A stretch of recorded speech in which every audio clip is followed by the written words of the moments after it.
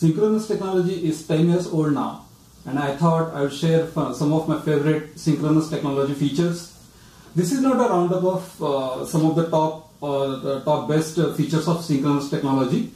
It's just a reflection of my own some cool features I found over the period of years. I am a designer, and today I am going to develop a very critical component of my product assembly. Ideas are bubbling in my head, and all my CAD system gives me is this coordinate system lying out here. Fortunately, I have commands at my fingertip, and I can easily lock down onto this between two axes to form a virtual plane, and simply drag to create my rectangle. Once again, I can align to this midpoint and draw a circle. This is what I like the best about synchronous technology. I can straight get down to my task. To turn these 2D sketches into a 3D object, all I have to do is that select them using a window or using one by one, and they form something called as regions. You can see there are all the sketches. When I select them, they are highlighted in transparent, and I can simply pull them up to create a 3D object. Once again, commands at my fingertip, and I can lock onto this top plane. And as you can see, synchronous technology allows any piece of bounded geometry to form regions. These could be open sketches or overlapping sketches, and I don't have to explicitly extract edges out of solids. All I have to do is that pick right in the middle of the geometry and then pull it up to form that my initial 3D solid. So as you can see, with synchronous technology, it's very intuitive user interaction. So once again, I can draw some more shapes by locking onto the top face, and I can pick them all those regions one by one. No need to worry so much about the dimensioning or the size and shape and constraining. They need not be fully constrained, or no need to worry about their under constraint and things like that. I can simply drag a window around them and pick them one by one, once they are all picked, I can simply use the drag handles on the steering wheel, and then as you can observe, as I pull them up away from the solid, synchronous technology adds some solid to the model. In the same way, if I drag them away towards the solid, and it's cutting out of that. So we have some very cool content-aware commands over here. I don't need to worry if I have to start the extrude or protrude or the pad or the pocket or the cutout command. All I have to do is that create my sketches, don't worry about the dimension and the constraining, and start pulling in. So we have this is the next thing I like about synchronous technology. It's a very content-aware command. Now, as you can see, if I rotate the model in the other side, as you can see, if I drag the mouse up and down, and then from the back side also you can see it's trying to cut some solid, and from the front side also you can see. So in one master stroke, I have created 4 features out here. One out here on the back end side, there is a straight slot from the top and to the down of the model, and on the front side there is a straight cutout. In the middle, it's a circular cutout, and another keyway kind of another cut you can see. And I can control the size and of each feature individually. I can start the dimensioning command, and then as you can see, I can dimension each of this slot out here. In the front side, if I don't have a direct edge, I can pick 2 edges which form the cutout. And as you can see, for the circular cutout, I don't even have to start any specific dimension command. I can simply pick on the circular face, and synchronous technology extracts the dimension, the radius of or diameter of the cutout. So I will rotate back the model back into place. So this is the next best thing I like about synchronous technology. It gives me design freedom. Procedural features like creating rounds and holes, it's easy as well.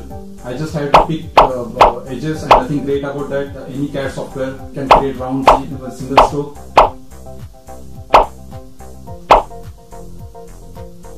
And same for the holes. I can start the hole command right away from my fingertips.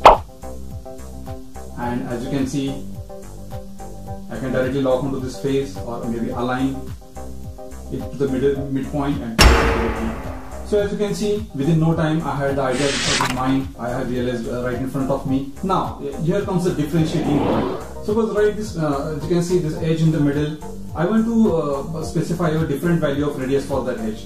For that, I don't need to start once again a different round command and specifically pick that edge to give it a different radius value. All I need to do is that pick that round directly, and as you can see, all the other round features which I created at the time, they all have highlighted, and I can specify for that particular edge I want to have a different radius value. Similarly, if you see on this side, I can window around the rounds and the features, and even I pick them one by one, and using the same technique I can specify a altogether different value for those 4 particular rounds. And if you see the feature pathfinder, for this particular round command, there is only one entry listed over here. There is only one feature, and it has got all the rounds with different values. You can see right in the middle here, it has got the biggest radius. The other rounds have got the initial radius, and the 4 values here, they are different, all in the same feature. So this is the next best thing I like about synchronous technology. There's no confusion, no clutter, absolutely clean and direct editing environment. Now that my part is in place, I want to make some direct edits to the model. If I try to pick this face and pull it outwards, you can notice that the other face is also moving along with it. I never programmed this kind of intelligence into it in the first place, so that's a wow. And as you can see, the rounds attached to that, both the faces, they are also moving along with it. So that's a double wow. Now on the other hand, if I pick the top face and try to pull it up, you'll note that the fillets and the holes which are connected to the top face, they are moving, whereas those on the bottom side, they are not moving. Exactly what I intended. This is what my design intent is. So it looks like synchronous technology, it's virtually reading my mind. It knows my design intent. Now I continue pulling the front sides and using just one of the faces, and then I realize I should pull out the hole in the middle as well. So I just go out and pick just one of the circular faces, and once again using steering wheel I start pulling out the face. As you can see, synchronous technology is picking the complete feature, just not the central cutout, but the outside feature, the whole, both the features as a whole, it's moving out for me.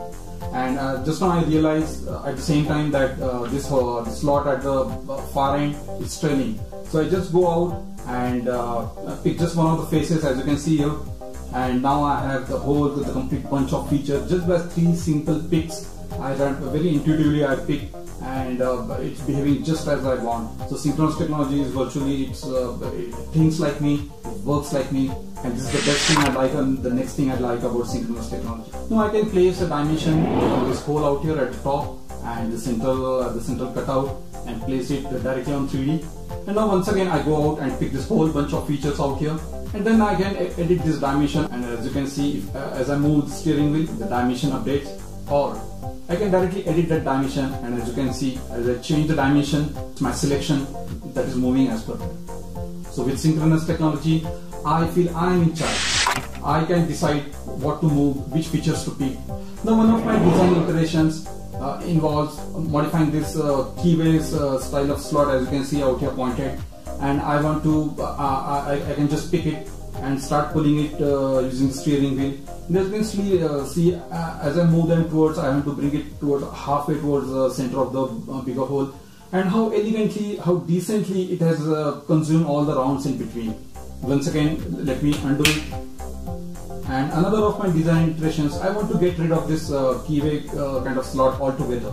So what I do is I just window around the features, and then I simply press the delete on my keyboard, and they're gone. So the most significant thing I noticed about this delete operation I just did is that the cutout and the rounds, they belong to different features and just part of them. And if I go back into the history, if I just rewind quickly back and to see how those features were created, as you can note, the cutout, it was created it was part of one single operation, and the rounds were made as part of a different operation. And still, if you note the feature tree, here's the round command, and here's the cutout command. No one is complaining. They have lost faces, they have lost part of their features, and still they are just good and intact. So that's the next best thing I like about synchronous technology: hassle-free direct editing. So those were quickly 10 of my coolest synchronous technology features that I love using over the years. Feeling already bogged down? I just skimmed the surface. There are so many other astonishing features in synchronous technology. List the steering wheel, 3D phase relationships, synchronous assemblies, synchronous sheet metal, the selection manager. I will try to cover some of these in my upcoming videos. Until next time, let's sync.